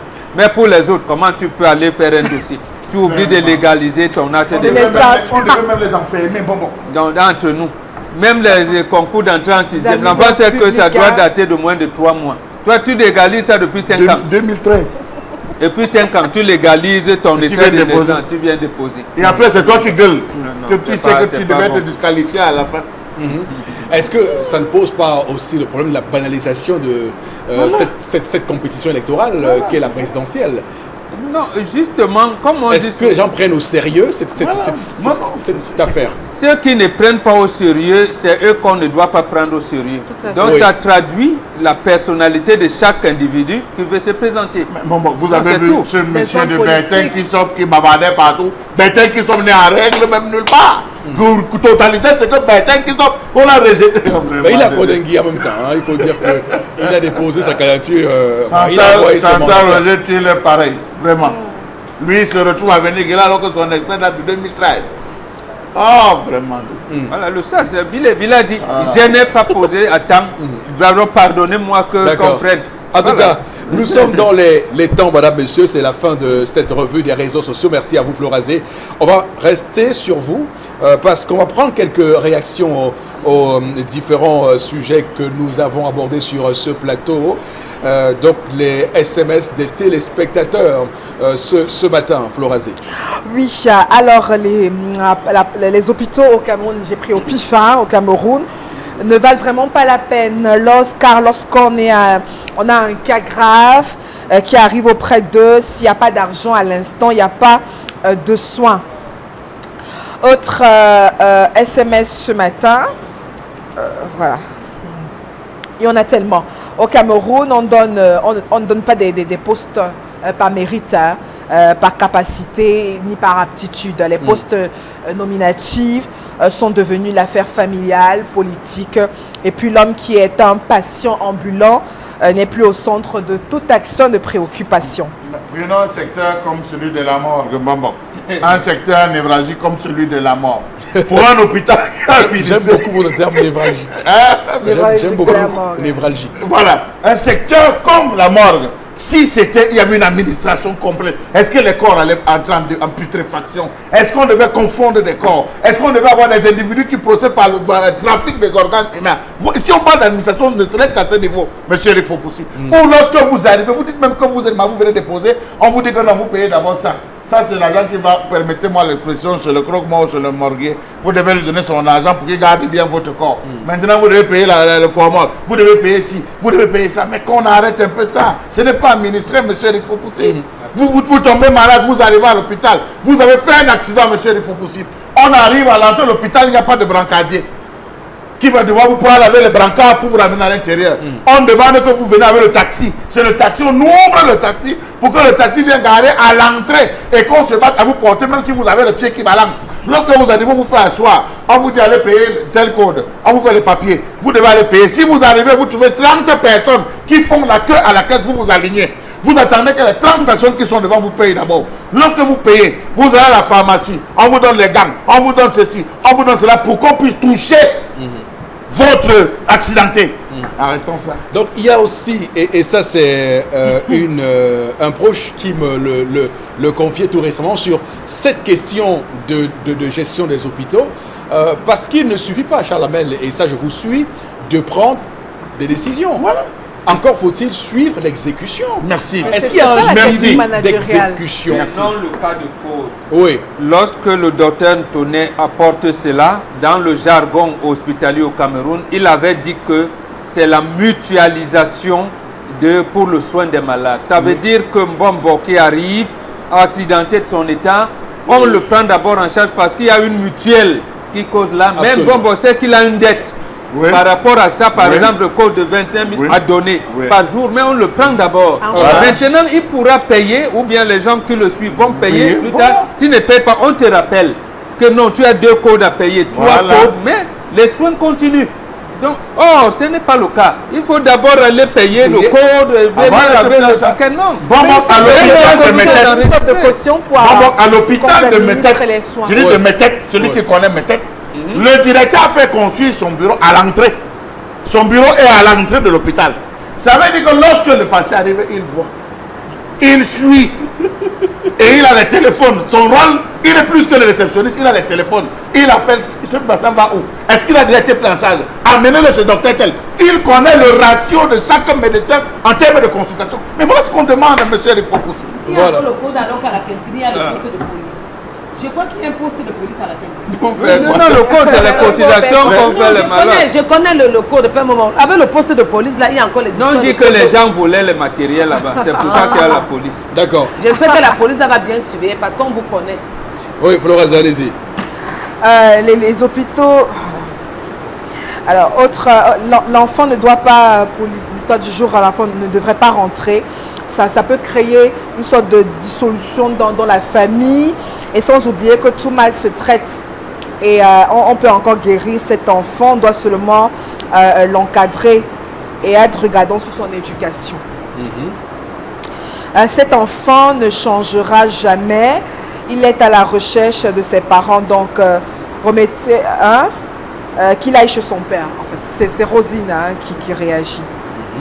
Cette maman ne devrait pas agir ainsi, renvoyer cet enfant, mais elle devrait plutôt l'éduquer et passer de bonnes manières pour l'enfant. C'est vrai, c'est pas facile, mais il faut beaucoup de courage et de dialogue pour qu'il devienne un homme. Un autre message, le père n'est pas mieux placé pour éduquer cet enfant, sinon il allait reprendre cet enfant à la grand-mère. Donc je suis contre contre ceux qui pensent que l'enfant devrait partir. Sinon, comment, en restant avec l'enfant, Dieu est là pour la soutenir. C'est Kameni qui réagit. Autre réaction, renvoyer cet enfant au village, c'est manquer de fair play, c'est de manquer également d'amour. Pour demain, il faudra lui apporter une bonne éducation et seuls les parents sont donc à même de le faire et non la grand-mère. C'est Jean à Yaoundé qui réagit. Autre réaction ce matin, il y en a tellement. À propos de l'histoire, juste pour dire la colère de Charles Hamel, les hôpitaux, à mon avis, sont les médecins, les docteurs et autres qui doivent dépenser durement leur fortune pour accéder à des connaissances dans ce domaine. Et puis au sortir de là, ils ne pensent plus qu'à gagner de l'argent. Ils ont perdu tout humanisme et puis le ministère de la Santé ne fournit pas assez d'efforts pour nos hôpitaux publics et ces médecins vont donc créer des cliniques pour s'en sortir et pour pouvoir combler ce manque. Il faut dire Mbombo qu'à la fin, j'ai bien peur d'une chose, M. Eric Fopoussi, c'est que les populations vont se désintéresser de l'offre publique, c'est-à-dire écoles publiques, lycées publics, hôpitaux publics, c'est pour se tourner uniquement vers le privé et n'ayant plus de soins, de frais et de tout, l'État sera obligé de se retourner vers le privé parce qu'on est entré le temps vers là où 75% du secteur informel est plus développé que le secteur formel. À la fin, c'est vers ça. L'hôpital à Kintini va se vider pour les différentes cliniques gérées par des médecins. L'hôpital général ne va plus trouver des patients d'abord que la route même pour arriver. Pardon? Pour la consultation, il y a 10 000 francs. Les gens vont préférer aller payer ça là-bas pour avoir un suivi. Vous savez, je vais vous dire quelque chose, Florazé. Parfois, vous allez en clinique privée. Vous allez en clinique privée avec l'impression que vous avez un paludisme. Vous entrez, le médecin vous fait asseoir, vous offre une tasse de café, discute avec vous, vous mangez comment, tu t'alimentes comment, tu as pris quoi ce matin, et à la fin, tu te rends compte que le palu que tu croyais, c'est plutôt le stress financier qu'on ne t'a pas payé qui est là dans ta poche. Tu ressors de son bureau tranquille. Mais je vous assure. N'exagérez quand même pas.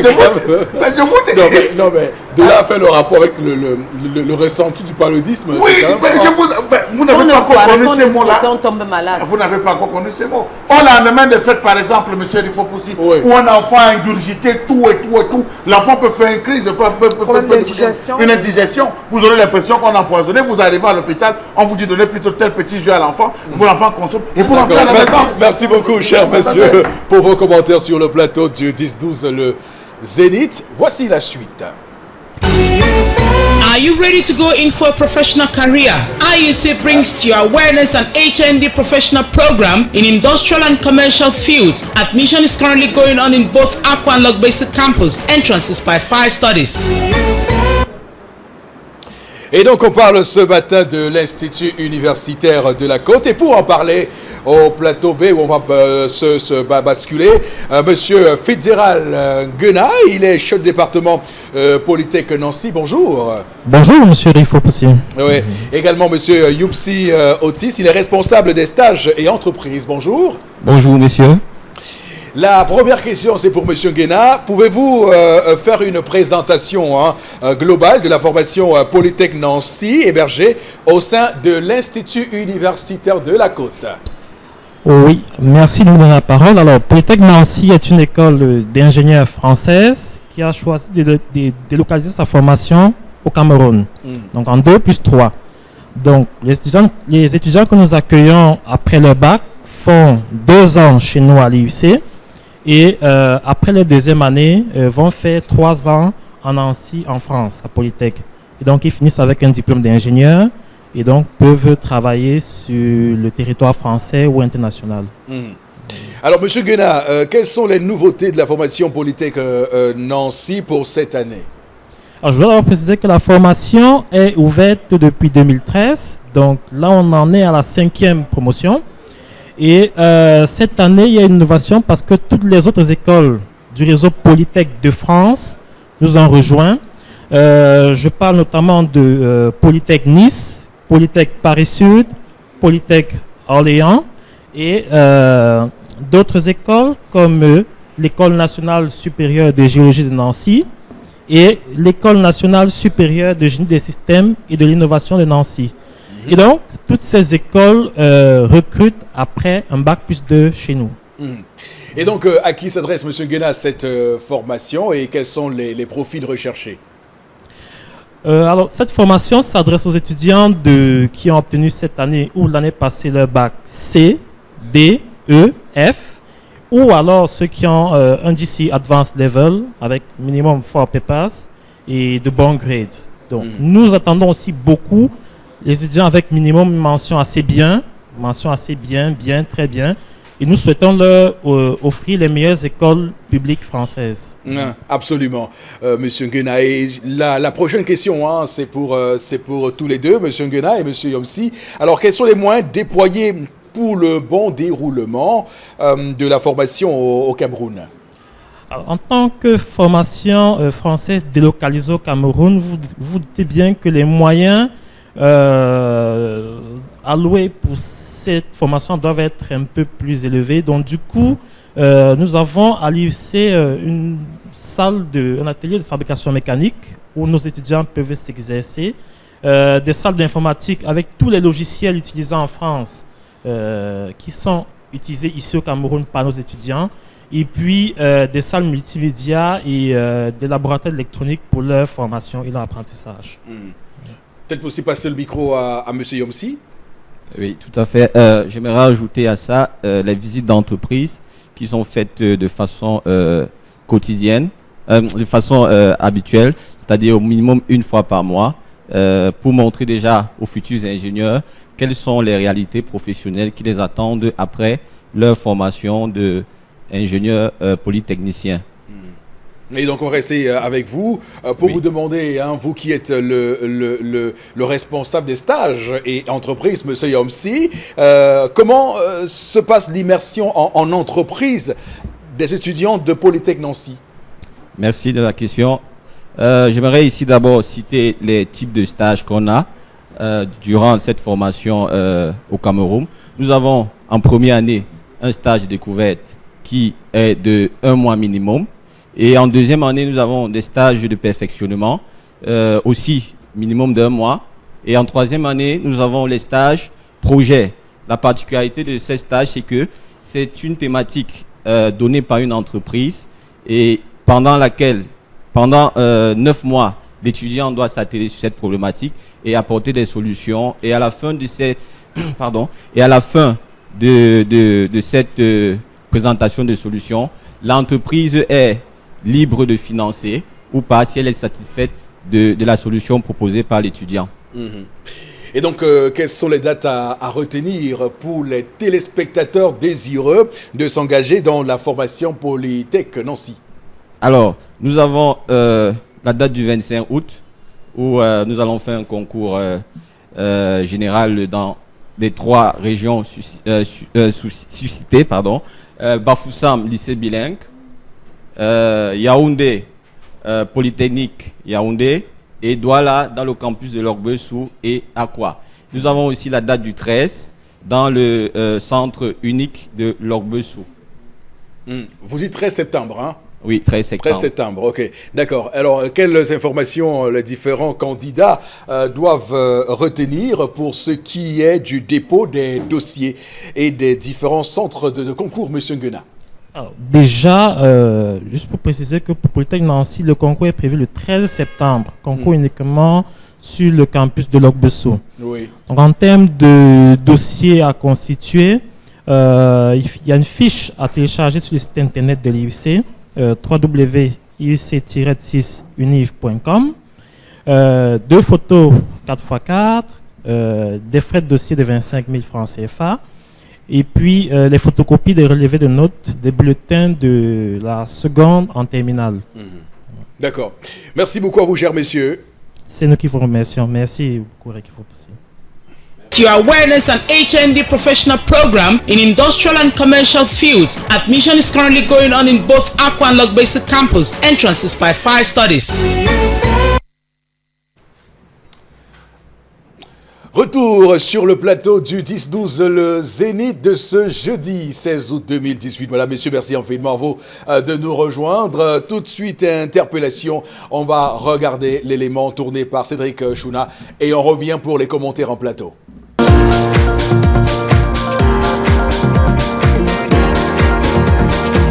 L'idée nouvelle dans le développement de ces pays, c'est que le gouvernement doit accompagner les jeunes. Le gouvernement doit faire sa part de travail. Le gouvernement est le maître de tout. Et le gouvernement ne doit pas être celui qui abuse les gens. Le gouvernement doit être celui qui protège les faibles et donne de l'espoir aux hommes tristes.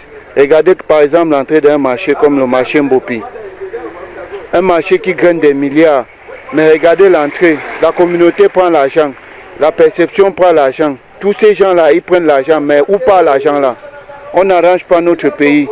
Regardez à Bamenda, les enfants grèvent. On ne prend pas du temps de savoir qu'est-ce que les enfants là veulent. Mais on veut seulement couvrir le faux. Il faut qu'on arrête le faux dans ces pays. Il faut qu'on arrête de donner du pouvoir aux gens qui ne méritent pas.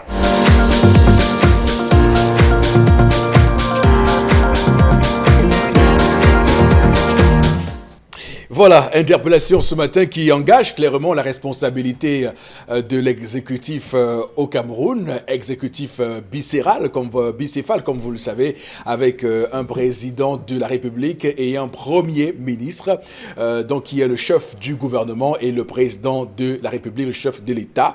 Bon, Robengan, quel est votre commentaire à la suite des préconisations de notre compatriote ce matin? Je pense que nos compatriotes constatent que le gouvernement a démissionné et le gouvernement est le bras armé de l'État. Ça veut dire que ça n'existe plus. Il ne sait pas auprès de qui il doit payer les taxes au marché. Donc, il paye à tout le monde qui vient. Donc là, je pense que c'est le chef de l'État lui-même qui doit partir. Il doit faire comme Hollande. Il avait promis des choses qui ne sont pas remplies. Il doit dire clairement au peuple camerounais, chers compatriotes, je vous ai promis, là où les choses vont là, je ne pourrai plus vraiment attirer. C'est tout. Là, ça allait décrisper l'atmosphère. Ou simplement aussi, si le peuple estime que le mandat qu'il lui a été octroyé en 2011, si ce mandat a été dévoyé, le peuple peut décider de confier ce mandat à un autre. C'est ce que le peuple doit faire. Mais si le peuple va faire comment lorsqu'il y a le bureau de vote dans les régiments militaires? Vous pouvez aller ici au camp, comment on l'appelle ça, à l'armée de l'air, aller faire au BBR ou à l'armée de l'air, à la base aérienne à Douala, aller commencer à dire là-bas que c'est pas ça ce qui est sorti, signer le procès verbal comme ça. On va dire que révolution, coup d'État, alors que vous êtes scrutateur d'un parti politique. Bon, voilà, donc c'est bien. Il faut donc qu'on enlève ça là, et là le peuple décide. Donc, vous semblez ici relever une question particulière. D'ailleurs, de nombreuses personnalités de la société civile ont plusieurs fois élevé. Parce que le chef de l'État vient encore de le faire là maintenant. Oui. Parce que je ne voulais pas en parler. Comme vous insistez, comment quelqu'un a voyagé dimanche, le week-end? Il signe un décret, il dit qu'il a Yaoundé mardi. Bon, voilà. Très bien. Donc, il n'est pas là, mais il dit qu'il a signé, il est là, il travaille. Donc, le concitoyen qui remarque que le gouvernement n'est pas assez présent sur le terrain pour être en proximité avec les problèmes de ces Camerounais. Chalabel, votre commentaire, je vous en prie. Vous rappelez-vous le 21 octobre avec l'accident des ECA? On nous a dit qu'il n'était pas là, mais il y a une série de décrets qui ont été signés et qui est non, monsieur Eric Fopoussi, pour faire simple, prenez votre micro, vous le baladez à Douala, à Batouri, à Bakbezé, à Ndian, allez même en Dop, un peu partout, par vous présenter le micro, ce sera la même chose que vous dira chacun des Camerounais qui aura reçu cette onction de parler au niveau du micro. Je vous prends des faits, quelques faits. Monsieur Eric Fopoussi, lorsque les opérateurs de téléphonie mobile arrivent ici, on lance cette affaire de callbox. Les jeunes se jettent dans les callbox, mais grande est la surprise de ces jeunes de voir que même le crédit, les appels, c'est-à-dire passer un appel qui permettait aux gars qui avaient le callbox de se faire de crédit, on a coupé. On est allé couper jusque-là, donnant la possibilité à chaque individu à un téléphone de pouvoir faire le crédit, de pouvoir appeler par exemple 2 heures, 3 heures avec 50 francs dans le téléphone. Allez regarder. Le fournisseur devient le concurrent de son détaillant. Voilà une situation dans laquelle on se retrouve. Dans les abords des rues, on demande les kiosques. La communauté urbaine vend les kiosques à 250 000 francs. beaucoup de jeunes vont se battre pour acheter les kiosques que vous voyez à cette époque de couleur verte que vous voyez au Carrefour. Peu de temps après, on dit insalubrité publique, on descend casser même kiosque qui avait été payé à 250 000 francs. Est-ce qu'avec 250 000 francs, vous pouvez payer ce type de kiosque? Ce kiosque-là, vous ne pouvez même pas vous déplacer à l'intérieur.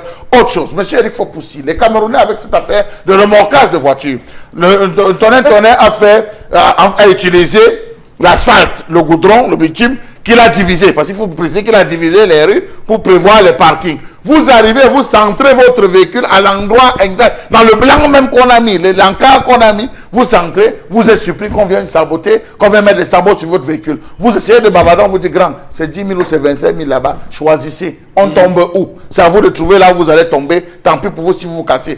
Quand on va parler des péages, les péages, regardez l'axe routier avec la fin des péages. Monsieur, il faut vous décrivez regardez les marchés. Vous décrivez un pays abandonné. Mais regardez les marchés, regardez l'état des routes. Je vous parlais de nous d'Edo. L'équipe de la préfecture vient collecter, on donne. L'équipe de la sous-préfecture vient collecter, on donne. L'équipe de la commune vient collecter, on donne. L'équipe de la communauté urbaine vient collecter, on donne. Finalement, pourquoi? Oh, c'est des populations qu'on a cassées, on les a, des commerçants qu'on a cassés, on les a pas installés à l'intérieur. Vous voulez qu'on dise, vous voulez que les Camerounais vous disent quoi? C'est la cour du roi Péto, ça. Il n'y a même plus un endroit pour garer à Douala. Tu arrives à Mopé pour garer, bang, les gens de la communauté sont là pour te donner le ticket. Tu arrives à quoi pour garer, crac, on te donne le ticket que paye 100 francs, même les pieds de 100 francs là, c'est les gens là qui finissent. Moi, de pépin, quand tu gares comme ça, fou, ils se cachent derrière les véhicules. Quand tu gares, on dit, non, madame, voilà le ticket. Ils ont désormais une stratégie, et ça, j'ai été quand même impressionné par cela. Ils se cachent. Ils se déguisent maintenant en civil, ils ne portent plus les vêtements qu'on les reconnaissait. Et donc, lorsque vous vous garez, ils vous braquent. Ils vous braquent à la portière et sortent de manière subtile le badge. Ils ont caché le badge dans leurs vêtements et sortent le badge communauté urbaine. Mais c'est quoi? C'est l'embuscade, ça. Ils ont caché quelqu'un à la broussaille. Je ne sais pas d'où ils sortent. Mais monsieur Eric Fopoussi, le Cameroun est une curiosité planétaire. Et les banquiers et responsables du secteur de la finance se sont accordés à dire que environ 3 milliards de pièces, en termes de pièces, disparaissent chaque jour du Cameroun, ou chaque mois, ou chaque semaine du Cameroun, pour se retrouver du côté de la Chine, à travers les jeux vidéo, que les gars mettent. Mais aucun ministre ne veut s'engager dans cette affaire pour essayer de décrier, parce qu'on veut la convention sinon camerounaise, mais quand même c'est lamentable. Ok, merci. C'était ça, interpellation ce matin, madame, messieurs. On va prendre quelques messages avec vous, Florazé, parce qu'on a quand même parlé de cette histoire d'un gouvernement qui semble ne pas être présent, qui semble abandonner la proximité avec ces différentes personnes, avec ces différents Camerounais, avec les Camerounais qui ont besoin de leur gouvernement pour régler leurs problèmes au quotidien. Donc, il semble qu'il y a un problème logistique ou pas, Florazé, vous nous le dites tout de suite. Oui, alors les téléspectateurs qui... Oui, allez-y. Oui. Qui réagissent. J'ai pris au pif. Pourquoi les hôpitaux du Cameroun donc, ne prennent pas la charge des patients comme cela doit se faire et réclament plutôt réclamer le gain après rétablissement du patient. Ça, c'est une proposition d'un téléspectateur. Il y a un qui réagit. Il y a de ces faux agents de la communauté urbaine. Bon, bref, je crois que c'est Lisette. Oui, c'est dans ce badge que vous dites que beaucoup vont se faire établir ce badge comme étant membre de la communauté urbaine et ils vous le brandissent désormais. Non, mais sauf qu'il dissimule le badge sous le vêtement. Ça peut être les chasubles. En principe. Et puis, monsieur vous sort un badge comme ça m'a rappelé. C'est 100 francs le braquage. Ça m'a rappelé le secret de service. C'est 100 francs une heure. Oui. Donc, si vous garez pour la demi-journée et que lorsque vous venez prendre votre véhicule, vous ne réglez pas, vous êtes remorqué. D'accord. Alors, vous lisez deux messages. On va...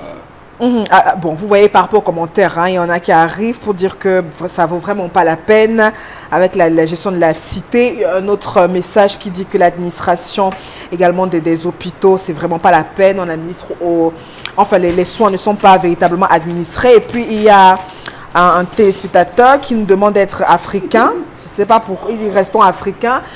Présentons d'abord les avantages de nos hôpitaux. Tout a des limites avant de donner justement les limites. Ne faisons pas comme si rien n'est fait dans nos hôpitaux. Non, on ne peut pas laisser ça. Prenez le docteur Yves Basson.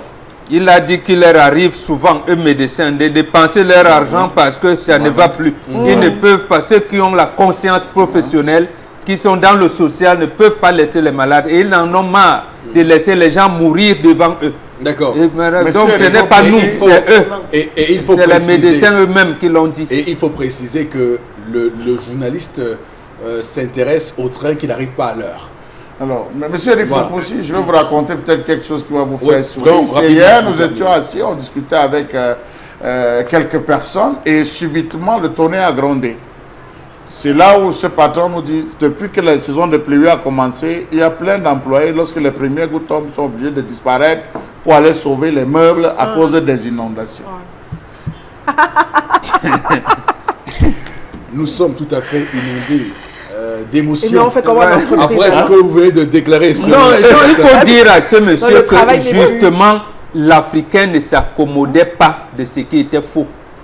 D'accord, très bien. Merci beaucoup de continuer à nous inonder d'émotions ce matin. Merci à tout le plateau. Merci infiniment à nos équipes techniques, évidemment, toujours en plateau. On se retrouve demain, mesdames, messieurs, lorsqu'il sera 10h. Rediffusion de ce numéro de l'émission à minuit, temps universel, 1h, heure de Ngoul Makak. Et surtout, que Dieu bénisse le Cameroun.